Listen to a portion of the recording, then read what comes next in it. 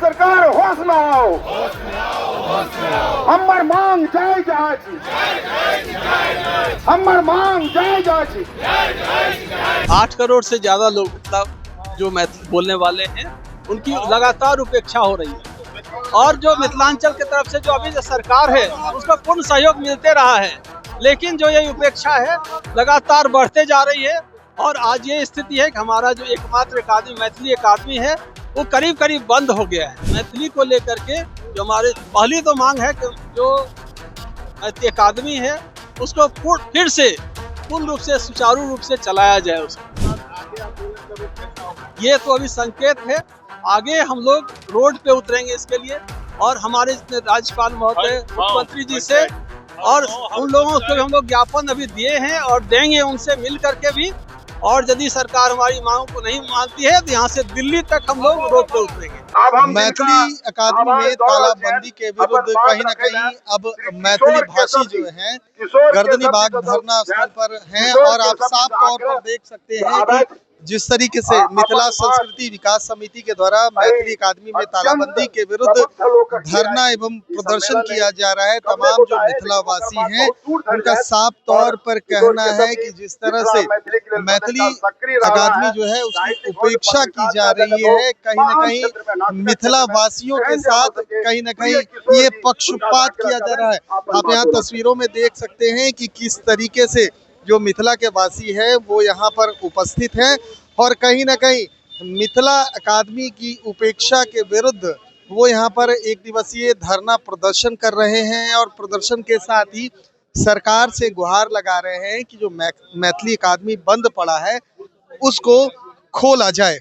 8 करोड़ से ज्यादा लोग मतलब जो मैथिली बोलने वाले हैं उनकी लगातार उपेक्षा हो रही है और जो मिथिलांचल की तरफ से जो अभी जो सरकार है उसका पूर्ण सहयोग मिलते रहा है, लेकिन जो ये उपेक्षा है लगातार बढ़ते जा रही है।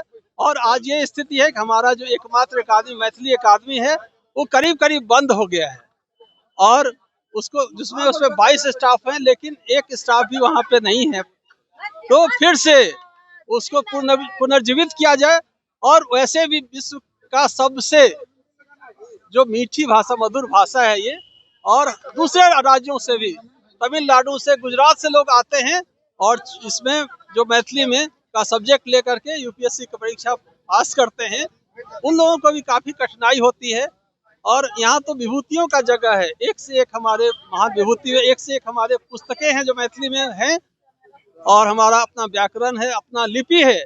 सरकार से ये मांग करना चाहते हैं कि इस पर विशेष रूप से ध्यान दिया जाए और मैथिली को लेकर के जो हमारे पहली तो मांग है कि जो मैथिली अकादमी है उसको फिर से पूर्ण रूप से सुचारू रूप से चलाया जाए। उसको आगे आंदोलन का रूप कैसा होगा? ये तो अभी संकेत है, आगे हम लोग रोड पे उतरेंगे इसके लिए और हमारे राज्यपाल महोदय मुख्यमंत्री जी से और उन लोगों को हम लोग ज्ञापन अभी दिए हैं और देंगे उनसे मिल करके भी।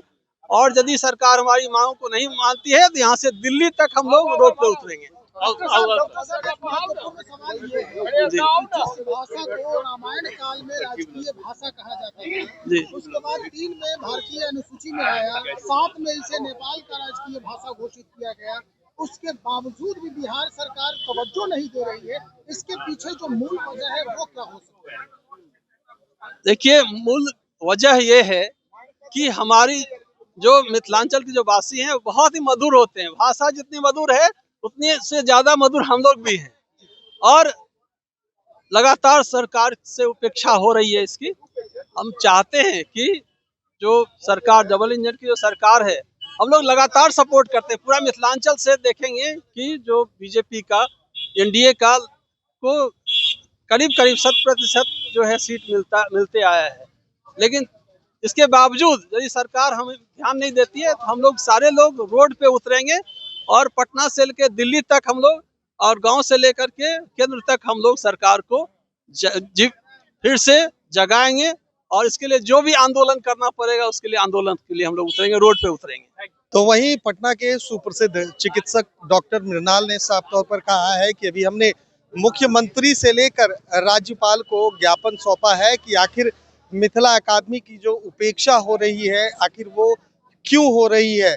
अगर सरकार हमारी बातों को नहीं मानती है तो फिर इसको लेकर सड़कों पर बड़ा आंदोलन होगा। देखिए, मिथिला भाषी जितने भी हैं, मिथिला के लोग जितने हैं, मिथिला भाषी, वो कह रहे हैं कि मिथिला अकादमी को फिर से खोला जाए और जो उपेक्षा हो रही है उसको बंद किया जाए। कहीं ना कहीं मिथिला भाषियों में आक्रोश है। अब ये सरकार पर निर्भर है कि सरकार इनकी मांगों को कब तक सुनती है। कैमरा पर्सन गोलू के साथ सुधेंदु रमन, NBC 24 पटना।